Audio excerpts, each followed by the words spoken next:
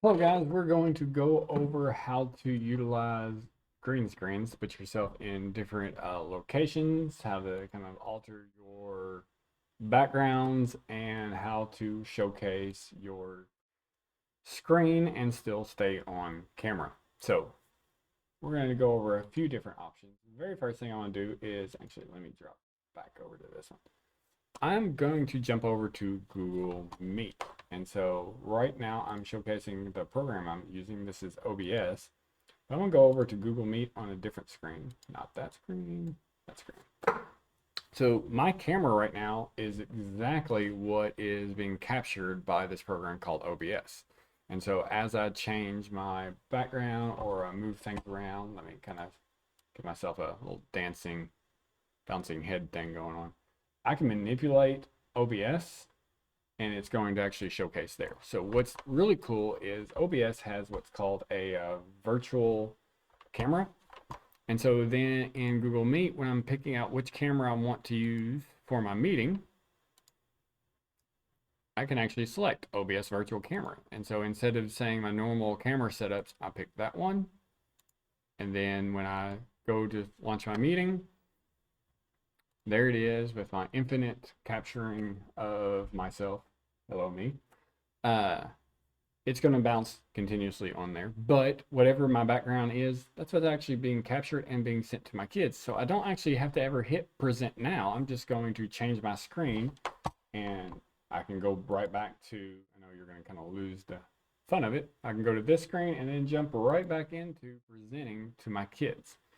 So I'm gonna let my kids know, okay, we're gonna go over our slideshow today. So let's get that going. So I'm gonna select our slideshow and here it is. Thank you, Murray State University and Emily Logsdon for this resource because I am definitely using it.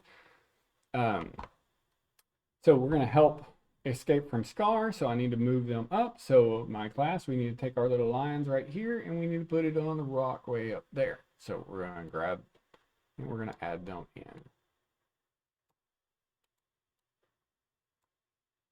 Oh no, selected too many things. That's okay. We can fix that. Gotta love the undo button. And so I followed the directions. I put it on there and I've gone over this slide with my students and the whole time they got to see my lovely face and it worked out and that interaction went well. And so what I want to do with you guys is kind of show you, okay, this program, OBS, and it's going to look kind of weird because it's going to do that whole continuous capturing thing just for this piece. I'm going to showcase what's actually kind of taking place and how this program works.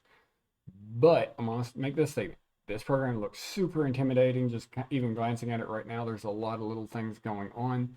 Once it's set up, it is really easy to use. And it's actually pretty interesting on your thought process on how it works. It's just going to be very intuitive.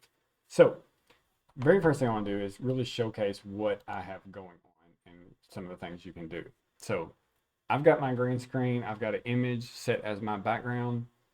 I could easily have my slideshow be my background, but right now I have an image, but I could also set up multiple images that I can kind of slowly reveal. And so here's a worksheet. This is literally just a image of a worksheet.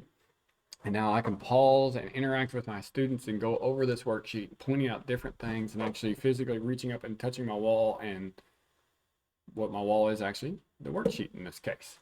Or we might play a game together, and instead of doing a worksheet, maybe we're doing some chutes and ladders.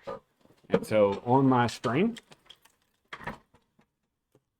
I could take my little person, and we could actually tape it onto a spot on the wall, and that actually be a token for my player to kind of move around. Now, I say that to say what I'm doing is using a $20 green screen that I got off of Amazon, and I'm going to show you what that looks like right now. So I'm going to go into my settings, which I know you're not seeing me do this, but I'm going to turn off the green screen filter. And so I still have that image in the background, and I can kind of get that to go away. Let's see, it's right there. So this is all the area my camera is actually capturing. If I actually scroll this up, you can see, you know, there's my wall, there's my ceiling. It's capturing this. Now this green screen is just hung on my wall with some Gorilla tape and You'll notice it's got lines creased in it and it's got some wrinkles, yet it still does a really good job of doing the green screen effect. A lot of your more expensive green screens are going to say, you know, it doesn't wrinkle. Mine's been hung up for close to 6 months now, and it's still got wrinkles in it. I'm not worried about it because it's done a great job. Covering up my chair is actually a little blanket that cost like $8. And I got it more for the fact that I get cold in my office every now and then, but it also does a good job of hiding my chair. Now, I wore a green shirt today to show, you know, it can cause it to disappear, but my green is so different than the rest of these other two that it really hasn't picked up on the similarities today. So I haven't been just a floating head, but beware, that is a possibility. If you don't want to spend $20 and you want to go a much cheaper route, I would look at going to Dollar Tree or Party City and trying to find a green or blue tablecloth. That's something you could easily mount on the wall. Now, you might get lucky and find a fabric one that's not going to tear, but if you do a plastic one, doing something like this where I just have a piece of tape stuck to it and being able to hang it on the wall, you do plastic, your odds are when you try to move that or take it down, it's going to tear. This fabric that I have is actually pretty resilient. It holds up to that really easily. And then when I turn on my green screen, you'll see I got a little floating guy on there when I normally do my shuttle screen.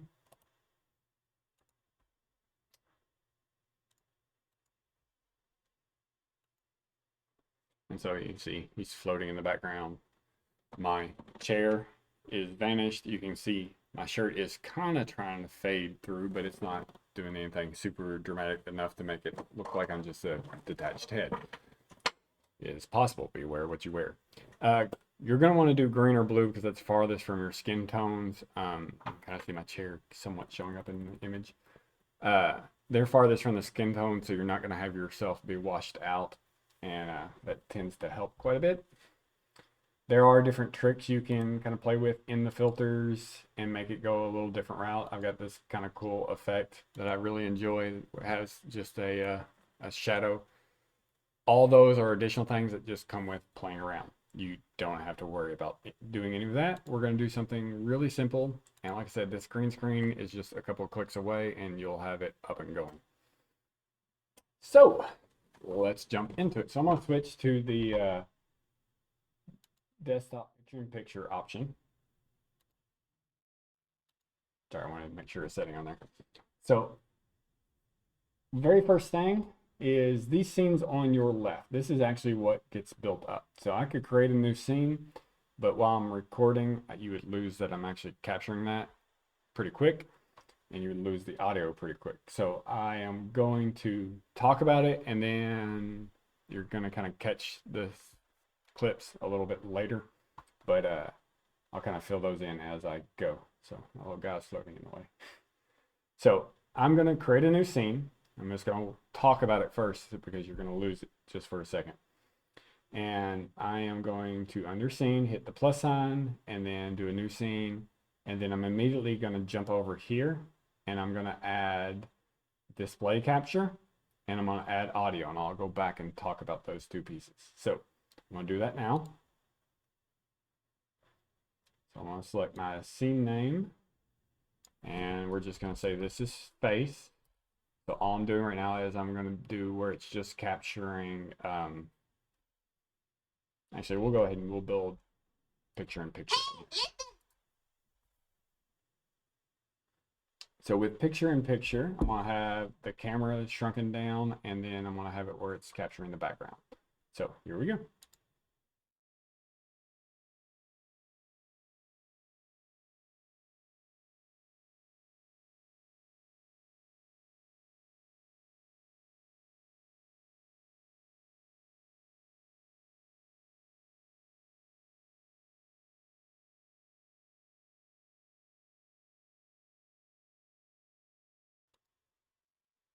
Okay, you should be able to hear me again now that I have those. So I did two things. I did display capture. And so with display capture, that's just saying which monitor you're going to capture. So if you have more than one monitor, you can pick which one you're actually going to be capturing. And then the other thing is I added an audio. Now I have my own mic set up you can toggle between these once you select and kind of switch it around. So that was just doing the plus sign.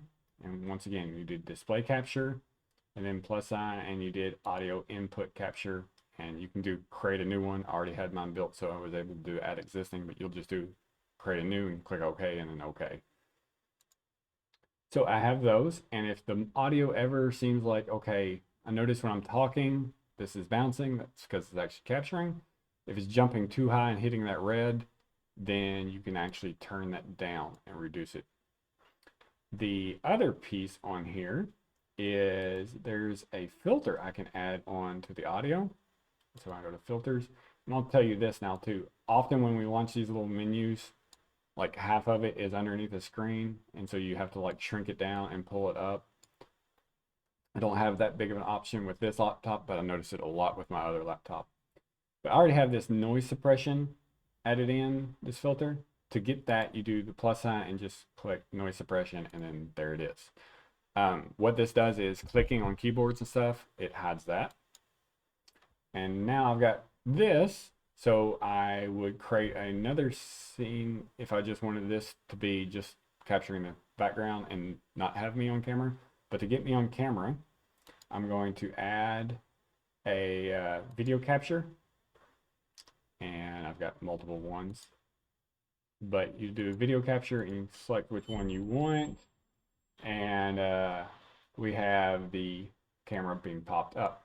So I've already got the green screen turned on this, but I'll show you how to actually manage this. I'm going to shrink this down, put myself in the corner, and you want to make sure your video capture is at the highest point that makes it above everything else.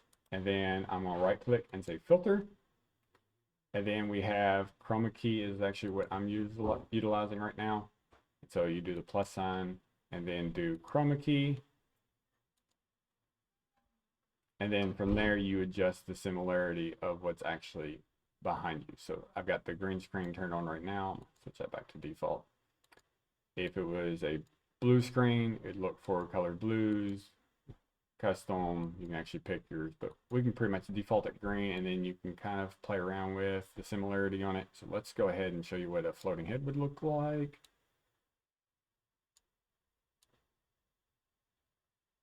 And it's about as good as I'm going to get it. So you can kind of see I'm kind of a transparent floating head piece if I do too much.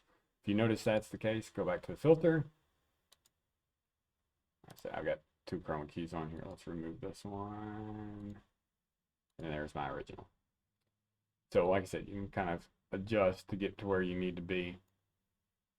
That looks pretty good. Notice there's a little green line around my head, so I can pull just a little bit more to kind of hide that and pull to smooth this. But if right now, if I do too much, my shirt is actually going to be picked up and I'm going to vanish completely. But you can kind of see I'm somewhat doing that now, but the main part of my body and my hand isn't transparent. That's showing up just fine. So the next thing I want to show you, I've got that, and if I want to be like broadcasting, I do the same thing, but instead of shrinking my camera down, I just kind of stay big. I notice I got this like large amount of space wasted over here, so I can actually drag my camera and let it spill over, and that's not going to take up a lot of room. Utilizing the virtual camera, so I'm going to come over here to settings real quick and show you a couple things that you might want to play around with. And that's going to be hotkeys. So with the hotkeys,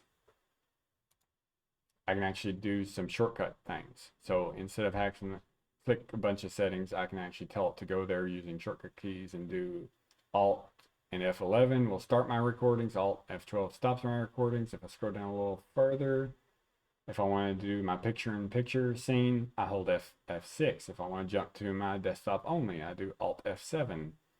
If I want to do my intro, Alt F5. And so all those I've put in there, but also on my keyboard, I'll switch to where you can see that a little bit better. Let's do that exotic location camera. On my keyboard, I have them actually a post-it note cut down and taped and basically a little coding saying, I'm always going to hit Alt, and if I click this key, it's going to do that. You might keep an index card next to you. I got the floating head thing going on now. You can always hit those keys, but what that's going to allow you to do is instead of me clicking, I can just quickly go through, and here's my introduction piece, and then here's my picture in picture, and then I want my head to go away and just be capturing the desktop. I can speed run through each of those, and that's actually not supposed to be there. And get to those settings much faster. And so it's just going to jump between the ones I want to. You can build up additional scenes and make it where it's doing a bunch of different things. If I'm running just one monitor, I basically get all this set up, and then I minimize it down and just launch whatever other program I'm doing. And OBS is still going to be, even though I'm messing with a Google Meet, OBS is still running in the background. It's still going to do its thing, and then you can still hit the shortcut keys. So that's what I got for you today, guys. I know this was quite a bit. You're probably going to come back with a lot of questions, and that's perfectly fine. Just let me know what I can do to help you. This is OBS Studios, and it, like I said, I've been using it for a few years, and it's worked really well for what I've been doing, and so I highly recommend it for you guys. Thank you. Hey, thank you for watching this video. Please click the like button and subscribe so you can stay up to date on any future videos.